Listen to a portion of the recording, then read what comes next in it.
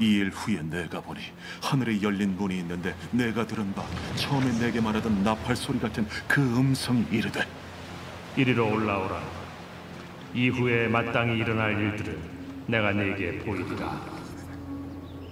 내가 곧 성령에 감동되었더니 보라, 하늘의 보좌를 베풀었고 그 보좌 위에 앉으신 이가 있는데 앉으신 이의 모양이 벽옥과 홍보석 같고 또 무지개가 있어 보좌에 둘렸는데 그 모양이 녹보석 같더라.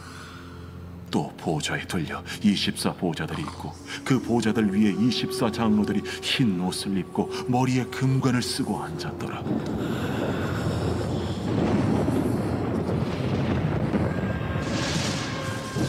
보좌로부터 번개와 음성과 우레소리가 나고 보좌 앞에 켠 등불 7이 있으니 이는 하나님의 7 영이라.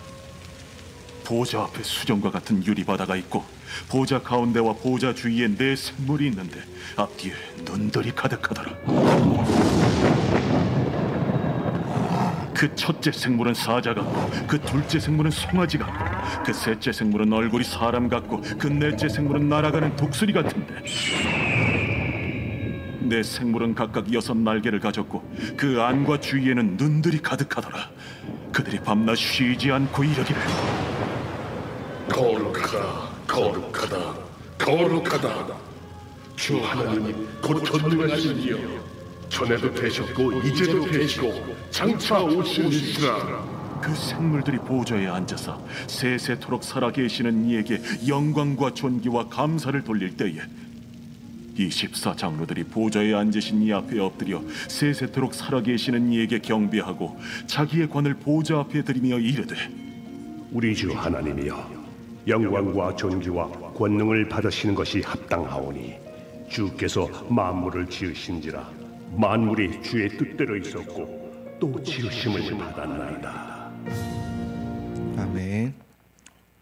2장부터 3장까지는 소아시아 7교회 이야기였죠. 여러분 다 살펴봤던 대로. 그리고 2장부터 3장까지가 소아시아 교회 이야기고 1장에서 2장으로 넘어가면서 소아시아 7교회 이야기였잖아요. 그리고 지금 이제 4장으로 넘어와서는 다시 이게 뭐냐면 그 2일 후에 이렇게 시작하는데 이게 소아시아 7교회 이야기를 하고 나서 어떤 이어서 하는 이야기가 아니라요. 1장 마지막까지 이야기되고 2장과 3장의 소아시아 7교회는 삽입 부분입니다. 그래서 4장은 1장부터 연결되는 이야기예요. 그래서 1장을 보시고 4장을 보시면 더 이해가 되실 거예요. 그래서 1장 이야기한 다음에 2장, 3장은 1장 마지막에 소아시아에 대한 이야기가 있었기 때문에 소아시아에 대한 주님의 말씀이 무엇이었는지를 잠깐 설명하는 것 뿐이고요. 4장부터는 다시 본격적으로 요한계시록에 대한 이야기가 나오는 거예요. 그래서 이 후에는 1장의 이야기 이어서 이제 요한계시록의 4장 이야기다라고 보시면 좋겠습니다. 중간에 삽입된 이야기였고요. 4장부터 이제 다시 요한계시록 1장의 이야기를 이어서 가는 겁니다. 자, 1절, 오늘 1절을 좀 중심으로 볼 건데요. 이 일 후에 내가 보니 하늘에 열린 문이 있는데 그랬어요. 내가 보았다. 사도 요한이 본 거죠. 내가 보니 하늘에 열린 문이라고 했어요.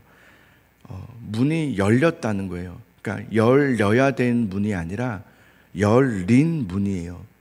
그러니까 완료형으로 되어 있는 거죠. 열릴 문 하면 미래적으로 열려야 되는 문으로 볼 수 있겠지만 열린 문, 완료형으로 문이 열려 있다는 거예요. 하늘을 보니 하늘에 열린 문이 있었다. 이 열린 문은 누구를 상징하는 걸까요?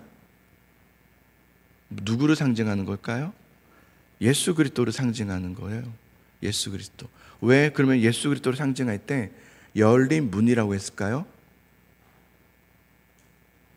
힘드시죠? 새벽이지만. 근데 해야 됩니다. 그래야지 이렇게 힘들지만 단어 하나하나를 좀 우리가 좀 생각해보고 고민해보고 해야지. 요한계시록은 뒤에 이런 부분이 많아요. 이렇게 접근해야 뒤에 부분도 좀 이해가 쉽습니다. 열린 문이라고 예수 그리스도를 상징한 이유는 예수님께서 앞에 무슨 일이 있으셨습니까? 십자가에서 죽으시고 모든 죄를 다 사하시고, 그죠?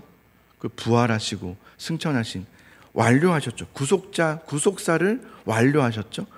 그러니까 이 열린 문이라고 했던 것은 완료된 문을 말하는 거예요. 예수님은 이미 다 완료하신 거예요. 그죠? 구속사를 완료하신 예수 그리스도. 문이라는 것은요, 우리가 열고 닫는 문을 말하는 게 아니라 임재를 말합니다. 임재. 그 예수 그리스도의 임재를 말하는 거예요. 우리가 오늘 이렇게 예배를 드리는데 여러분, 예배를 통해서 우리 뭘 하는 겁니까? 그 열린 문이신 예수 그리스도의 임재를 경험하는 게 예배입니다. 그게 예배예요. 그래서 그 사람이 정말 그리스도인인가 아닌가를 어디서 볼 수 있는지 아십니까? 그의 예배를 보면서 아는 겁니다. 그냥 예배에 와서 참석해서 앉았다 가는 걸 말하는 게 아니라 예배에 와서 주님의 임재를 경험하는 거예요. 그게 예배입니다. 그 예배를 보면서 그가 그리스도인이라는 것을 증명하는 거죠. 그래서 우리가 어떤 직분자를 뽑을 때도 뭘 봅니까? 예배를 보는 거예요. 그가 예배자인가를 보는 거죠. 열린 문이라는 것은 이미 완료하신, 구속사를 완료하신 예수 그리스도의 임재를 말하는 거예요.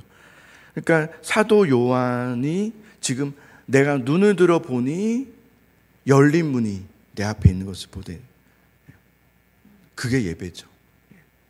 이 예배를 우리는 지금 드려야 되는 거죠. 그런 거예요. 요한계시록이 왜 쓰여졌는가? 요한계시록의 목적이 무엇인가? 요한계시록이 쓰여졌던 그때가 어떤 때냐면 로마의 큰 압제 가운데 있을 때, 아니면 핍박 가운데 있을 때 그리스도인들을 황제가 잡아들이고 그들을 맹수의 먹이로 구경거리가 되게 하고. 여러분 잘 생각해 보세요. 우리 성경을 나에게로 맞춰야 되잖아요. 여러분 우리가 이 시대에 살았다면, 지금처럼 이렇게 편안한 시대가 아니라 정말 이렇게 핍박 가운데 살았던 이 시대에 살았던 우리들이라면, 우리가 그때도 교회를 다니며 예배를 드리며 믿음 생활을 지킬 수 있었겠습니까? 그랬겠습니까? 어떻겠습니까? 아마 어려울걸요? 예수님을 믿는다는 것을 목숨을 걸고 믿어야 되는 이야기였기 때문에, 어제는 옆집 성도가 잡혀서 먹이가 된 거예요. 이걸 여러분 상상할 수 없잖아요. 오늘 내가 그렇게 될 수도 있는 상황인 거잖아요. 거기다가 이것만이 아니라 그 당시에 뭐 온갖 우상들, 참배하고 또 음란한 세상. 그러니까 그때는 예수님 믿음이 안 되는 시대였습니다. 이런 회유가 얼마나 많이 일어났는지, 야 그렇게 믿지 마, 너부터 챙겨, 이런 말들이 얼마나 많았겠어요. 이 회유 정책, 적당히 하라는 것, 우리에게 너무 스트레스 주지 마세요, 뭐 적당히 하라는 이 회유 정책에 얼마나 많은 성도들이 그 회유 정책에 넘어갔겠습니까? 실제로 그랬습니다. 사도 요한은 갇혀져 있죠. 사도들은 죽었죠. 교회들은 핍박 가운데 있죠. 이때 하나님께서, 예수님께서 사도 요한을 부르셔서 이 요한계시록을 쓰게 한 이유는, 이 기록된 목적이죠. 요한계시록 주신 기록된 목적은 이런 말이에요. 결국은 이런 세상 가운데, 지금의 세상과는 차원이 다른 세상이죠. 그 당시에 그런 세상 가운데 진짜를 알려주는 거예요. 진짜가 무엇인지 아느냐? 참된 것이 무엇인지를 아느냐? 너희가 왜 그것에 목숨을 걸어야 되는지를 아느냐? 라는 것을 가르쳐주기 위해서 주님께서 주신 계시된 말씀이 바로 요한계시록이에요. 그리고 어느 날 우리가 요한계시록을 새벽에 또 매일 말씀을 묵상하면서 그냥 어렵네 이렇게 볼 내용들이 아닙니다. 뭐 헷갈리네, 우리가 이 말씀을 읽으면서 지금 우리의 신앙의 상태를 정직하게 살펴봐야 합니다. 이 정도면 괜찮지라는 회유. 내가 그래서 새벽은 나오니까 안 나오는 수많은 성도보다 내가 좀 더 낫지라는 어떤 자만함, 교만함. 우리 정직하게 우리의 신앙을 돌이켜 봐야 합니다. 어떤 외국의 한 신학자가 한 교회를 갔더니 정말 너무 화려하더래요. 정말 엄청나죠? 외국의 음악 세션, 조명, 모든 시스템들이 완벽해요. 정말 하나님의 임재가 있는 것 같더래요. 그날 예배가 너무 좋더래요. 막 기도가 너무 잘 되더래요.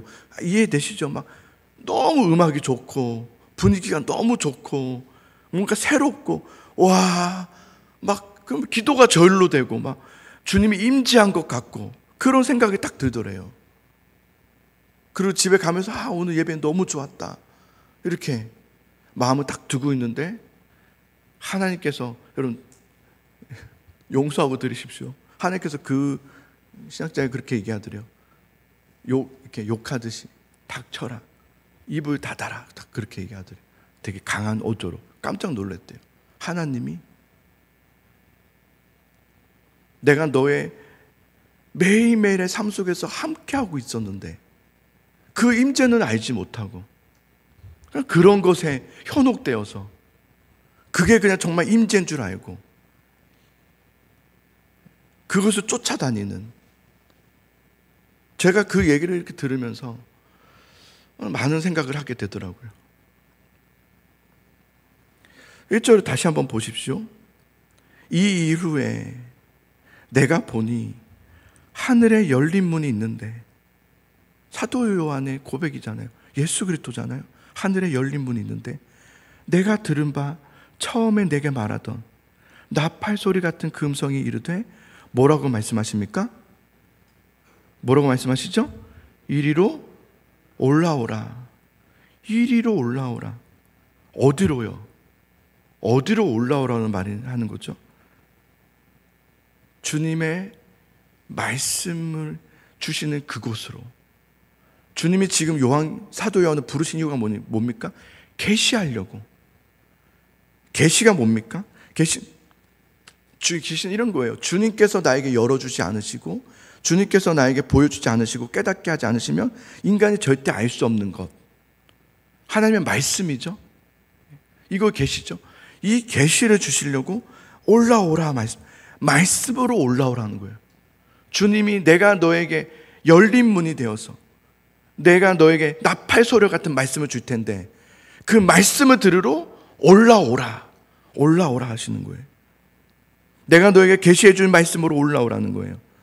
사도들은 주님의 계시를 받은 자들이라고 해요. 그게 사도들이에요. 사도들이라는 말이 계시를 받아서 그들이 뭘 합니까? 성경을 쓰죠. 사도들은 다 죽었어요. 그럼 더 이상 사도들은 없어요. 사도들의 역할은 거기서 끝났어요. 이제 우리에게 뭐가 있습니까? 성경이 있는 거예요. 우리는 사도를 통해서 계시를 받는 게 아니에요. 지금 오늘날에는 성경을 통해서 계시를 받는 거죠. 성경 외에는 계시가 없어요. 오늘날 막 신사도 내가 사도다, 이거 큰일 날 일이죠. 계시가 왜 거기에 있습니까? 성경에 있지. 성경을 통해서 하나님 우리에게 지금 오늘날 말씀하시고, 그 말씀으로 우리에게 뭘 하게 하시는 겁니까? 하나님의 자녀답게 살게 하시는 거죠. 그러려고 우리에게 올라오라 하시는 거예요. 예배로 와야 되는 거예요. 우리가 가까이 하나님께 나아가야 되는 거예요. 그럼 저 멀찌감치 그냥 거리를 두면서 있으면 안 되는 거예요. 올라와야 되는 거예요. 올라오라 하잖아요. 그럼 올라가야죠. 예, 주님, 주의 말씀을 듣기를 원합니다라고 하면서 나아가야 되는 거죠. 우리가 말씀을 가까이 하지 않고는 어떤 것으로도 하나님의 자녀답게 온전하게 살아가는 것은 불가능합니다. 이건 여러분 분명히 아셔야 돼요. 내가 말씀대로 내가 하나님의 자녀답게 살고 싶은데 그럼 말씀으로 돌아가야 됩니다. 말씀으로 가지 않고서는 하나님의 자녀답게 온전한 삶을 사는 것은 불가능합니다. 우리가 구원받았어요. 예수님 믿고 구원받았다. 우리 한국교회가 잘못된 인식이 뭐냐면, 우리가 예수님 믿고 구원받았다 그러면 천국 가게 되었다라는 것으로 그냥 인식해 버렸어요. 천국은 선물이에요. 천국은 목적이 아니에요. 우리를 구원하신 목적이 뭔지 아십니까? 우리를 하나님의 자녀답게 자녀로 그냥 삼았다 정도가 아니라 자녀가 되게 하는 거예요. 우리가 예수님 믿는다면 이제는 자녀가 되는 삶을 살아야 되는 거예요. 온전한 삶을 사는 거죠. 그러나 구원이 아직 완성되진 않았어요. 그거 아시죠? 이미 주님은 완성하셨지만, 구원하셨지만 아직이라는, 이미와 아직 사이에 우리 있다고 그랬죠. 언제요? 예수님 다시 오시는 그날 주님이 오심으로 마무리하셔야 돼요. 그래야 완성되는 거예요. 그래서 빌립보서에서 우리에겐 구원을 이루라 그렇게 말씀하셨다고 했잖아요. 구원을 이루라. 우리는 그 중간에 사는 거예요. 그렇다면 왜 하나님은 우리에게 그 중간을 주셨냐는 거예요. 그냥 처음부터 구원하시고 자녀로 다 만들어 주셔서 그냥 이렇게 천국 가게 하시면 되는데 왜 그 중간을 우리에게 허락하셨는가가 우리에겐 질문인 거죠. 그렇죠? 왜일까요? 두 가지예요. 첫 번째는 우리를 구원하셨지만 구원을 이루게 해야 되는 이유, 또 아직 오실 예수 그리스도를 기다려야 되는 이유, 그분이 오셔야지 완성되는 이유는 두 가지가 있어요. 하나는 아직 구원받은 자들의 수가 채워지지 않았기 때문이에요. 주님께서 선택하시고 구원받아야 할 자들이 아직 채워지지 않았어요. 우리에게 그래서 사명이 뭡니까? 너희는 땅끝까지 이르러 증인이 되라. 이 역할을 안 하는 거예요. 우리가 그 역할을 해야 돼요. 그 사명을 교회가 곳곳마다 다 세워져 있어요. 이 주님이 왜 그렇게 하셨을까요? 영혼 구원하라고. 그게 아직 채워지지 않았어요. 두 번째, 그리스도 안에서 우리가 온전해지시기를 기다리시는 거예요. 여러분, 우리가 온전해져야 돼요. 아, 우리는 온전해질 수 없어. 사람은 안 바뀌어. 이런 말 하면 안 돼요. 주님 변화되기를 원합니다. 바뀌어지기를 원합니다. 내가 더 가까이 주님을 향하여 나아가겠습니다 라고 해야 돼요. 여러분, 교회에서 제일 나쁜 게 뭐냐면 그래 우리 다 똑같이 안 돼. 다 그래 우리 다 그래. 이 얘기는 절대 하시면 안 돼요. 저 기도 안 돼요. 나도 기도 안 돼. 다 안 돼. 이런 얘기 하시면 안 돼요. 잘못된 거예요. 온전해져야 돼요. 내가 안 된다고 해서 너도 안 되지 나도 안 돼. 우리 다 안 돼. 막 이렇게 이런 교회는 살아날 수 없어요. 우리 온전해지자. 우리 더욱더 주님 앞에 말씀으로 나아가자 라고 고백해야 돼요. 인생을 살다 보면은 정말 끝이 없죠. 잘된 날만 있는 것이 아니라 안 될 것도 계속 있어요. 그죠? 안 되기도 하고 또 오고 어려움이. 근데 저는 여러분께 죄송하지만 살다 보니까 이런 생각이 들어요. 인생은 해결해 가는 것이 아니라 온전해져 가는 것이 인생이구나라는 생각이 들었어요. 해결해 가려고 하는 게 아니라 이런 삶 속에서 내가 어떻게 하면 온전해질 수 있을까? 어떻게 하면 좀 더 온전해질 수 있을까? 거기에 뭐가 필요하냐면 겸손이 필요하더라고요. 겸손이라는 게 뭡니까? 낮춤이 아니에요. 나는 못해요. 이런 게 겸손이 아니라 나는 어떤 것에도 하나님이 아니면 할 수 없어요. 이 고백이 겸손이에요. 여러분, 우리가 조금만 잘 되면 그 잘됨의 근거를 어디서 찾아요? 우리에게서 찾아요. 자신에게서. 내가 그때 기도했더니 되었어. 내가 그때 조금 이렇게 열심히 했더니 막 은혜 주셨어. 우린 늘 그래요. 조금만 잘 되면 자기에게서 그 근거를 찾아버려요. 근데 사실은 그렇게 하신 것도, 열심히 하게 하신 것도 누구 때문에, 누가 그렇게 하게 하신 거예요? 하나님이 하게 하신 거잖아요. 그래서 하나님이 하지 않으셨다면 나는 그 열심을 내지도 못했을 거예요. 하나님이 도우지 않으셨다면, 우리에게 그 마음을 주지 않으셨다면 우리는 그 마음으로 기도하지도 못했을 거예요. 우리는 철저하게 하나님의 은혜구나 라는 것을 고백하면서 나아가는 것이 필요해요. 그게 겸손이더라고요. 사랑하는 성도 여러분, 우리 주님 앞에 정말 겸손하게, 그냥 낮아지는 게 아니라 정말 좀 겸손하게, 예 주님, 예 알겠습니다 아버지, 제가 그렇게 하기를 원합니다라는 겸손함이 우리 안에 회복되기를 간절히 소망합니다. 그리고 그 은혜를 주님께서 나를 이곳까지 인도하신 은혜가 하나님의 은혜였구나라는 것을 기억하면서 나아갔으면 좋겠습니다.